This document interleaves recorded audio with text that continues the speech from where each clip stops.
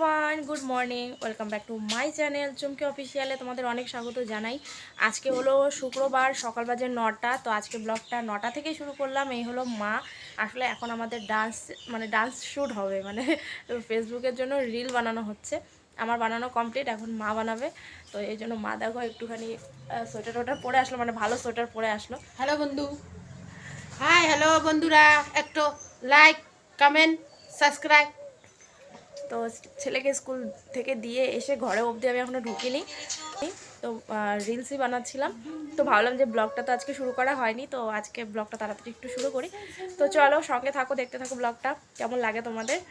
আর এখনও কিন্তু চাটা কিছু খাওয়া হয়নি। তো এখন মার রিলগুলো বানিয়ে দিয়ে তারপরে আমরা যাব ঘরে, তারপরে চাটা খাবো। তো সারাদিন কী করছি দেখতে থাকো ব্লগটা, আর কোথাও কিন্তু ব্লগটা স্কিপ করো না। তো চলো সঙ্গে থাকো। এই যে চা বানানো কমপ্লিট হয়ে গেল, টোস্ট নিয়ে নিলাম একটুখানি শেকে। এই যে চা। তো চলো, আর এখানে দেখো নিমকি রয়েছে, নেওয়া যাবে না। তো চলো চাটা খাই, তারপরে ঘরে কাজবাজগুলো শুরু করবো। তো সঙ্গে থাকো। হয়েছে তোমার?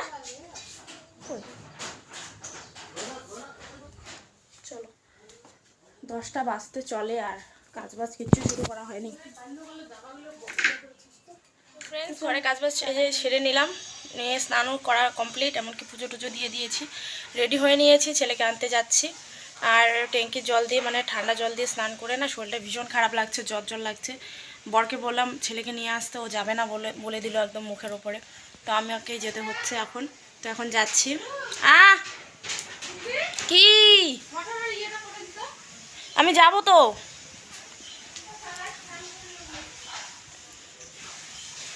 তো চলো ওকে গিয়ে নিয়ে আসি, তারপর আবার দুপুরে রান্নাবান্নাও আছে।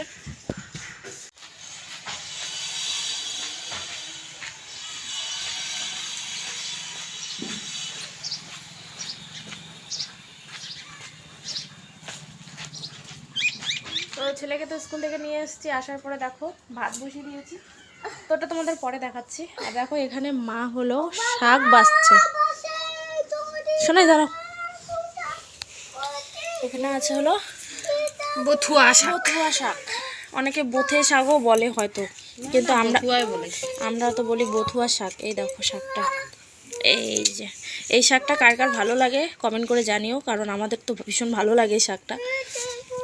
এই যে সোনা পাপ্পা ওখানে, মা এদিকে আমি। তো চলো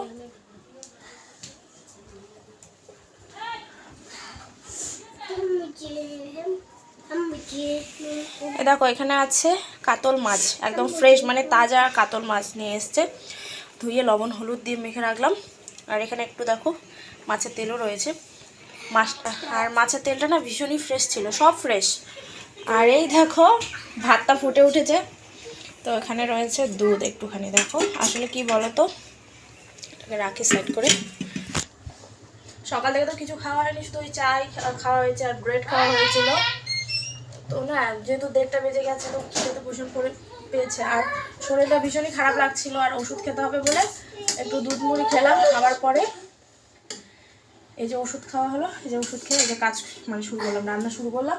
ওদিকে মা তো শাক ভাজতে তোমাদের সাথে শেয়ার করলাম, এখন মাছগুলো ভাজবো, তারপরে কি যা যা করছি তারপর তোমাদের সাথে শেয়ার। তো শাক বানানোর জন্য এমনকি মাছের তেল ভাজার জন্য এখানে আমি পেঁয়াজ কেটে নিয়েছি, আলু মাছের ঝোল বানানোর জন্য। আর আমার কিন্তু ঠান্ডা লেগেছে বলে গলার ভয়েসটা একটু এরকম শুনতে লাগছে।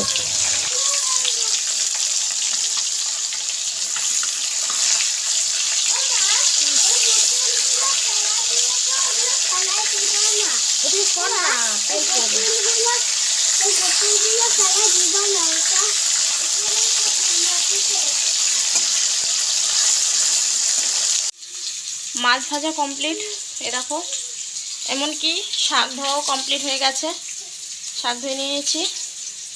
আর এখানে বসিয়েছি আলুটাকে ভেজে নামিয়ে রাখবো, তারপরে করবো মাছের তেল, তারপরে শাক বসাবো, তারপরে মাছের ঝোল লাস্টে হবে আজকে। এই যে মাছের তেল হচ্ছে, টমেটো পেঁয়াজ লঙ্কা দিয়ে দিয়েছি, এইভাবেও খেতে ভালো লাগে, টমেটো দিয়ে। যারা যারা খাবে এইভাবে বানিয়ে খাবে, সেগুলো ভালো লাগবে। চলো